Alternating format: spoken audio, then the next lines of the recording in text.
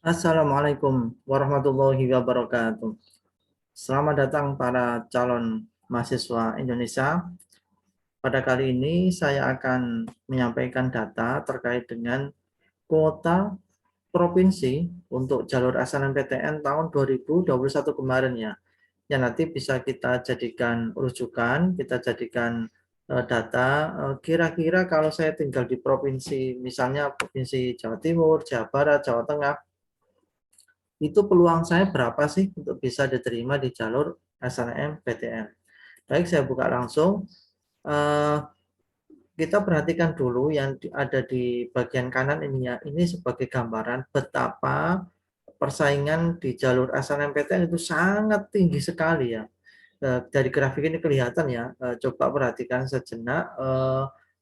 Tahun 2021 kemarin ya, ini tahun ini gitu ya.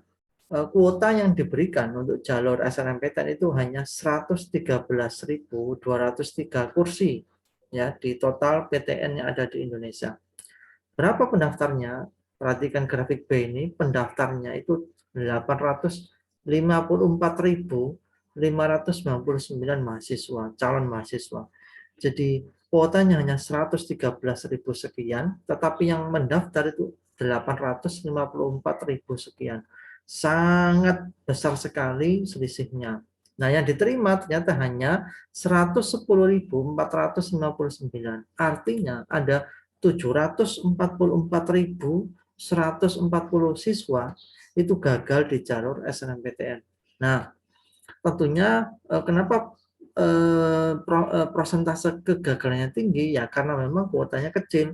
Nah, supaya dengan kuota kecil kita masih tetap bisa lolos, maka kita harus memperhatikan data-data berikut untuk kita jadikan sebagai bekal dan kita harus jadikan persiapan bahwasanya kita nggak boleh asal-asalnya persiapannya untuk SNMPTN tahun 2022 karena memang persaingan sangat tinggi sekali. Nah, kita buka mana sih provinsi-provinsi yang jumlah mahasiswa yang diterima itu tinggi.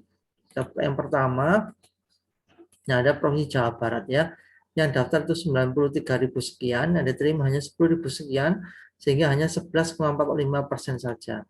Yang kedua Jawa Timur, hanya 19,96% saja yang diterima, kemudian Jawa Tengah hanya 11% saja yang diterima, Sumatera Utara hanya 17%, DKI Jakarta hanya 13%, Sulawesi Selatan hanya 17%, Sumatera Barat hanya 18%, Banten 10%, kemudian Sumatera Selatan hanya 13%, Riau 16%, Aceh 36%. Ini cukup besar ya teman-temannya dari Aceh.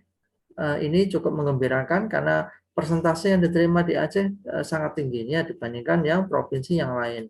Lampung 23%, kemudian daerah istimewa Yogyakarta 17%, Kalimantan Timur 24%, ini lumayan juga di atas 20%, kemudian Bali 25%, Bali ini juga lumayan tinggi ya, seperempatnya, kemudian NTB 15%, Kalimantan Barat 23%, Jambi 22%, ini yang nomor 18, kemudian nomor 19 ada Kalsel, Kalimantan Selatan 15%, Sulawesi Tenggara 38%, ya, cukup tinggi sekali teman-teman dari Sulawesi Tenggara. Tahun kemarin cukup besar ya, 38% yang diterima di jalur SNMPTN. Kemudian NTT 31%, ini juga lumayan tinggi ya. Kemudian Sulawesi Tengah 32%, bagus sekali ini Sulawesi Tengah, persentasenya tinggi. Kemudian Bengkulu 18%, Sulawesi Utara 52%, luar biasa ini ya. Sulawesi Utara, teman-teman yang ada di Sulawesi Utara ini cukup berbangga karena kuota provinsi yang besar sekali ya, banyak sekali yang terima kemarin, hampir separuhnya. Kemudian Kepulauan Riau 26%, Kalimantan Tengah 21%, Bangka Belitung 21%, Gorontalo 43%, luar biasa ini Gorontalo, banyak yang terima juga.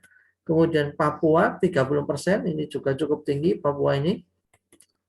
Sulawesi Barat 47%, luar biasa Sulawesi Barat yang diterima 47,7%, ini sangat tinggi sekali. Kemudian Kalimantan Utara 33%, Maluku 58%, luar biasa ini Maluku, sementara ini leading ya, Kalau tadi ada Sulawesi Utara 52, Maluku ini 58%. Kemudian Maluku Utara 41% ini juga masih besar. Papua Barat 28%, dan terakhir dari jalur luar negeri 30%. Dari 70 pendaftar yang diterimanya 24%. Nah, ini adalah data-data masing-masing provinsi ya. Kalau kamu ada di salah satu provinsi dengan persentase yang besar, ya ini paling tidak memberikan semangat. Yang teman-temannya ada di provinsi dengan rasio diterimanya kecil juga harus bersemangat, karena semakin tinggi persaingan, harusnya persiapan juga semakin tinggi. Nah, itu sementara yang bisa saya bagi. Terus kemudian bagaimana kita tips mudah diterima di jalur SNMPTN dan di PTN favorit. Jangan lewatkan di video berikutnya, akan saya berikan tips masuk perguruan tinggi jalur SNMPTN. Untuk itu, jangan lupa klik subscribe dan nyalakan tanda loncengnya. Sampai ketemu di video berikutnya. Wassalamualaikum warahmatullahi wabarakatuh.